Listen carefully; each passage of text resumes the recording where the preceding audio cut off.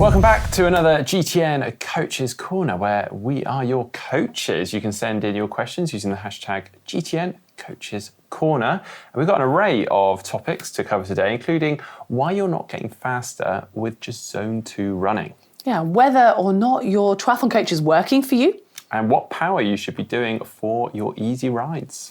And when in your season should you be bringing in your threshold training. But before we do crack on, just a reminder to support the channel if you'd like to. You can do that by giving this video a like or subscribing and making sure you hit the bell notification so you will get notified every time we have a new video coming out. So time to crack on. And the first question comes from Arthur G. Chung. With this one, I've been doing almost exclusively Zone 2 training for about 3 months.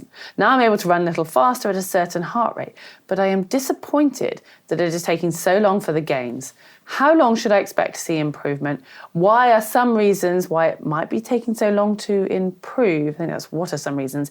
And would incorporating speed work help? Should I just continue to persist with the slow Zone 2 training? I've had a lot of Zone 2 questions lately, and for a good reason. I mean, the reason Arthur is talking about this is because there are some big benefits to Zone 2 training. It is purely aerobic, so you're going to see some improvements in cardiovascular endurance, capillary density increases, so basically the flow of blood to the muscles, mitochondrial density in muscles, and also there's some metabolic benefits in terms of using fat as fuel, and also let's not forget the fact that it's at a nice easy intensity, so you can do quite a lot of it. And for those reasons, Arthur's seen some big improvements. And I'd actually say that for anyone out there, if you're starting out or you're coming back from a bit of time off, then just purely focusing on Zone 2 initially, at least for the first few weeks, is a really good idea just to kind of get back into it, build that fitness up.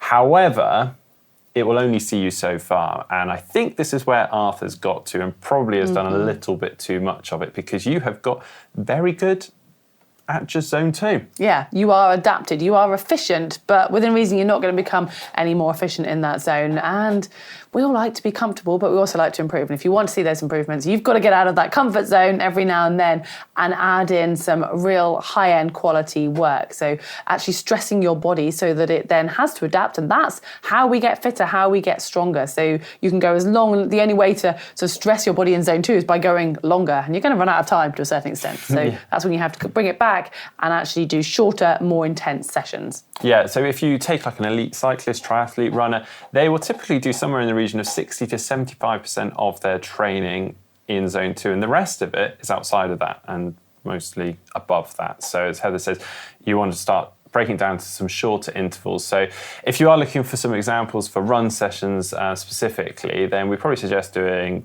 a shorter speed session where you're doing these really short intervals at really high intensity, probably around 5K race pace intensity or faster. And then another session that's slightly longer duration intervals, and that's tapping into more that kind of tempo, high-end Zone 3 or around that half marathon pace intensity, and you should see some big benefits from that. Yeah, well, I think you've got a huge scope. You'll see some fast improvements. Let us know how you get on with that. Now we have Underdog Triathlete with this question. Hi, GTN crew. Always appreciate the insightful content. Oh, thanks. He says, apologies in advance, as I know this topic can be a sticky one, but what do I do if I'm feeling dissatisfied with my coaching relationship? My coach has been having me take a different approach to training over the last few months, and it hasn't felt right to me.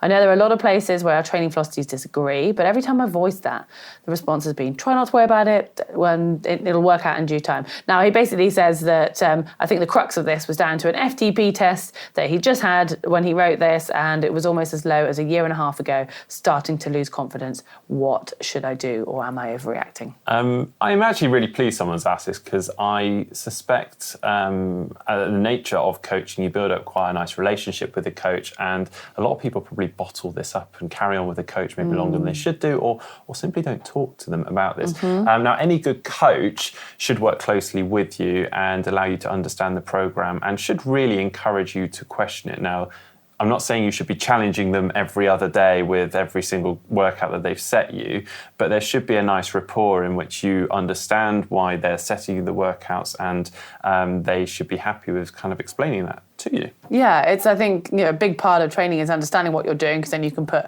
more into that. And you don't have to necessarily agree with the training philosophies, but you do need, I think you do have to buy into what they're giving you, because otherwise if you start to do some of your own stuff and some of theirs, it could actually be clashing and be detrimental. If you think, I'll just swap this session, I'll do this one a bit harder, but I'll do this one a little bit easier, and then they won't know what you're doing. So you've got to be honest with them as well. And it really is a good relationship, like any relationship, is about trust. So you've got to trust they know what they're doing, and they've got to be able to trust that you're doing what they're prescribing. Otherwise the results won't happen. Yeah, I can tell you, as being a coach before, it can be incredibly frustrating when someone goes a bit rogue and starts doing their own thing.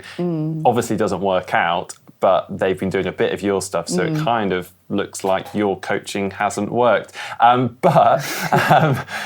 If you talk to your coach, they should start to, I mean, everyone is individual. They should start to learn about you and what works for you, and hopefully you get the most out of you. In regards to your FTP test, obviously we don't know all the factors here, but you are referring to a test that you did a year and a half ago that was similar numbers or maybe even higher. That could have been mid-race season. There could be a load of factors going on there. That could have been mid-race season when you were at your fittest, whereas you're now testing sort of outer season. You may have been tired going into this test. It may just simply not have been a good test. Power meter may have read a bit lower. There's so many factors, so I wouldn't read into it too much. I wouldn't expect at this time of year to see a FTP that's gone through the roof. But I think the main thing is, rather than just writing your coach off, have a good chat with them. And if they don't welcome those questions, then maybe it's time to start thinking. But I will also just finally say that I think, we're often too worried about offending someone or, not wanting to move. But at the end of the day, you're the client, you're paying the coach, and you are allowed to go to and learn from a different coach. And there might be just a point when it's naturally the right time to move. So don't beat yourself up about it either. And, it's a free world. So go find someone that does work for you if that's the right thing. Yeah. Good stuff. All right, next one from Yoshidanu. They have said, more of an update question. Are you going to continue to qualify for Kona in the 50 series? They're referring to the Hawaii 5.0 series that we have done with our colleague Steve, who was trying to qualify for Kona in Hawaii. Obviously, it's not for him going to be in Hawaii this year. He says, I'm 50, on the same path, and was really interested. I know things have changed up, but still worth continuing. Thank you. Well, the short answer is yes. A bit of an update here, and we've got one in the show this week, is actually that Steve got a little bit ill over Christmas, but he's plowing back on with the training. And so, yes, we have got a lot of updates coming. We've got some quite exciting stuff, actually, and we're helping out with bike fits and all sorts of various stuff. So stay tuned, and I'm really thankful that you're enjoying it as well. Yeah, no, great that someone has noticed that. Our next question comes from Barrett Waltz, and he says, a brilliant explanation regarding using power numbers related to the overall race. I'm new to watts and the quantifiable FTP rather than perceived effort. Is there an ideal percentage of FTP we should strive to use for long, steady state rides? Interesting question, because we don't often talk about power numbers on this, do we? No, we don't actually. And I have had this discussion with training partners in the past about people ride at different intensities on the easy rides. Now, this question is actually referring to a coach's corner a few weeks back where we were talking about 70.3 race power. So now we're talking about the long, easy, steady state rides. For that, as we kind of discussed a few times now, we're probably looking at that zone 2 intensity. Zone 1, you're barely getting up hills, so you're going to need to ride in zone 2. These would be around sort of a 56 to 75% of your FTP, or 69 to 83% of your max heart rate. What I used to do, and I'm sure you are already, but just set data fields on your watch or your computer or your bike head unit, so that you can see your average power or your normalized power throughout the ride, so that you can basically see that you're staying within that zone. You can set indicators or like alarms when you start to go outside of that, but I'm going to kind of say out of pinch of salt that don't worry too much about drifting outside here and there. The main thing is that you're not doing sustained periods in zone 3 and kind of falling into that grey zone that actually is then going to detract from your harder workouts in the week. Yeah, and I think you can use perceived effort still. Don't forget that altogether just because you've got these power numbers. That is brilliant, but for these steady state rides, maybe less vital to really be totally focused on them. Cool. All right, final question then from Zach Clark. I'm a time-crunched athlete, mostly training for 70.3 distance.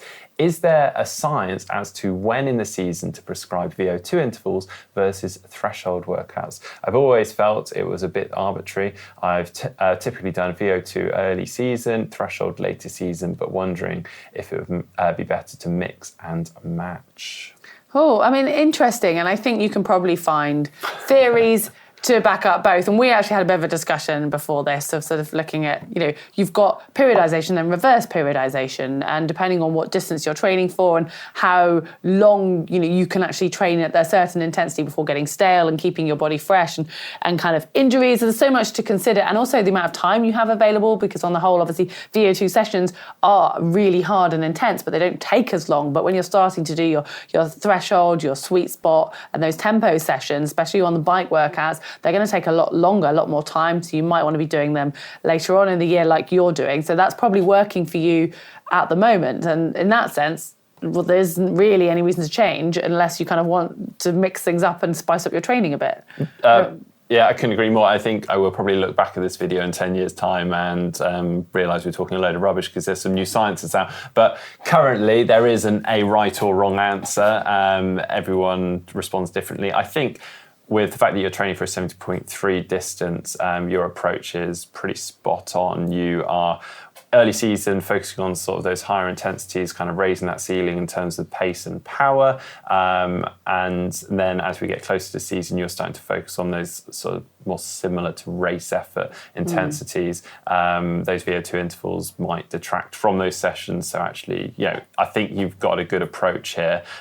So probably Stick with it. Yeah. Good luck. Well, thanks for all the great questions this week. If this has triggered a question for you guys, then do leave it down below using the hashtag GTN Coaches Corner. I think no more Zone 2 questions for a little while. We've got plenty of those, but keep all of the rest of the questions flowing. Hopefully you've enjoyed it. Give us a like.